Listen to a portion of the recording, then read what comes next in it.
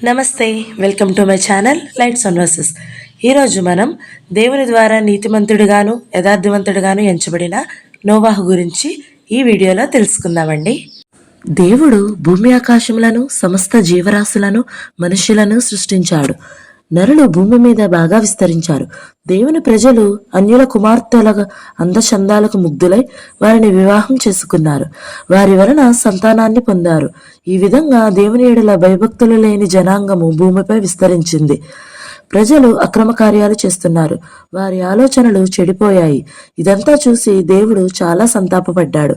నేను భూమిపై సృష్టించిన నరులు ఇతర జీవరాశులను పూర్తిగా నాశనం చేస్తాను అని అనుకున్నాడు. నోవాహు యెహోవా దృష్టిలో చాలా దయ పొందినవాడు. అతడు నీతిమంతుడు, నిందారహితుడు మరియు దేవునితో నడిచినవాడు. దేవుడు నోవాహును పిలిచి ఇలా చెప్పాడు, నేను మహాభయంకరమైన జలప్రళయం ద్వారా మానవజాతిని సృష్టిలోని జీవరాశులను నాశనం చేయబోతున్నాను. అయితే నీవు నా దృష్టిలో నీతిమంతుడుగా కనిపిస్తున్నావు. నేను చెప్పిన విధంగా నీవు ఒక పెద్ద ఓడను తయారు చెయ్యి. దానిలో నీవు, నీ భార్య, నీ కొడుకులు, నీ ముగ్గురు కుమారులు వారి భార్యలు ప్రవేశించండి. నీ వెంబడి భూమిపై ఉన్న అన్ని జంతువులు, పక్షులు మరియు ప్రాకిడి పురుగులన్నిటినీ ఆడ మగ జంటలుగా ఓడలోనికి చేర్చండి. మీకు కావలసిన ఆహార పదార్థాలను సమకూర్చుకోండి. నేను జలప్రళయం రప్పించినప్పుడు నీవు, నీ ఓడలో ఉన్న ప్రాణులు మాత్రమే రక్షించబడతారు అని నోవాహుతో చెప్పాడు. నోవాహు దేవుని మాటలు విశ్వసించాడు. ఆయన చెప్పిన విధంగా చితిసారపు రానుతో ఒక పెద్ద ఓడను తయారు చేయడం మొదలుపెట్టాడు. దాని పొడవు 30 మూరలు, వెడల్పు 50 మూరలు, ఎత్తు 30 మూరలు. నోవాహు ఓడను తయారు చేస్తుంటే చూసిన ప్రజలందరూ నవ్వసాగారు. అతనికి పిచ్చి పట్టిందని ఎగతాళి చేయసాగారు. అతను చెప్పే మాటలు ఎవ్వరూ నమ్మడం లేదు. అయినా వారి మాటలు లెక్క చేయకుండా నోవాహు ఓడను తయారు చేశాడు. జలప్రళయం వచ్చిన సమయంలో నోవాహు వయసు 600 సంవత్సరములు. అయితే అతనితో పాటు అతని భార్య, కొడుకులు, కోడళ్ళు మరియు జంటలుగా జంతువులు, పక్షులు, ప్రాకిడి పురుగులు ఓడలో ప్రవేశించాయి. ఆ ఓడలో ప్రతి జాతికి చెందిన జంతువులు, పక్షులు ఉన్నాయి.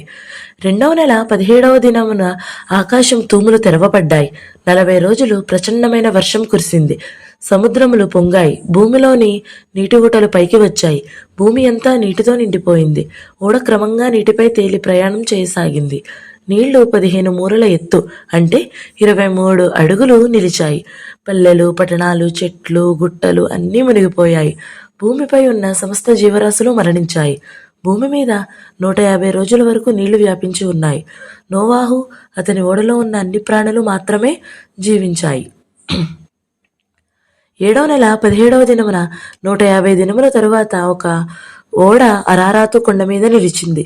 నీళ్లు 10వ నెల వరకు నెమ్మదిగా తగ్గుతూ వచ్చాయి. నోవాహు ఓడ కిటికీని తెరిచి బయటకు చూశాడు. వర్షం ఆగిపోయిందని గ్రహించాడు. అతడు ఒక కాకిని బయటకు వదిలాడు. అది తిరిగి రాలేదు. తరువాత ఒక నల్ల పావురాన్ని వదిలాడు. అది అటూ ఇటూ తిరిగి భూమి అంతటి మీద నీరు వ్యాపించి ఉన్నందున ఓడలోకి తిరిగి వచ్చింది. 7వ దినము తరువాత నోవాహు మరలా ఆ నల్ల పావురాన్ని బయటికి పంపాడు. సాయంకాలమున అది తిరిగి వచ్చింది. దాని నోటిలో ఒక ఒలీవా కొమ్మ ఆకు ఉంది. ఇంకా 7 దినములు ఆగి అదే పావురాన్ని వదిలాడు. ఆ పావురం తిరిగి రాలేదు.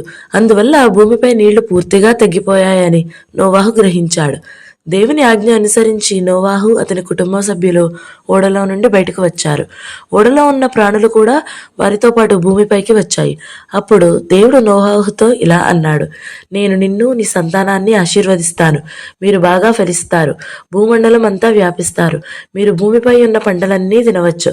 చేపలను, జంతువులను, పక్షులను తినవచ్చు. అయితే రక్తము ప్రాణం కనుక రక్తంతో మాత్రం తినకూడదు. నోవాహు యొక్క 3 కుమారుల పేర్లు షేము, హాము, యాపేతు. దేవుడు నోవాహుతో, అతని కుమారులతో ఒక నిబంధన చేశాడు.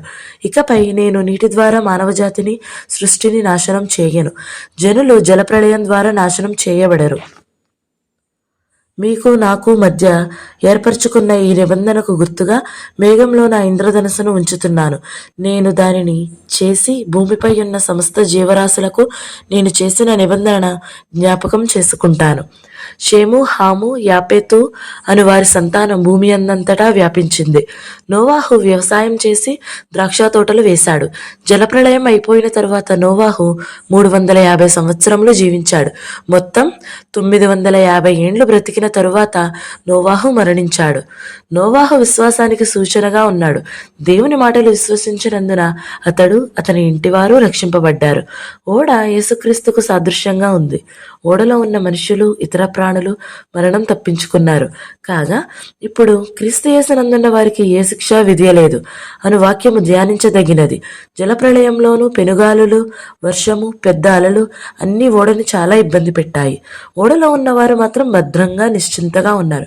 అలాగే యేసుక్రీస్తు కూడా మనందరి కొరకు శ్రమలు, అవమానాలు సహించి మనకు రక్షణ భాగ్యాన్ని ఇచ్చాడు. ఈ వీడియో మీకు నచ్చినట్లయితే లైక్ చేయండి, షేర్ చేయండి. అలాగే లైట్స్ ఆన్ వర్సెస్ని సబ్స్క్రైబ్ చేయండి. Thank you for watching. Praise the lord.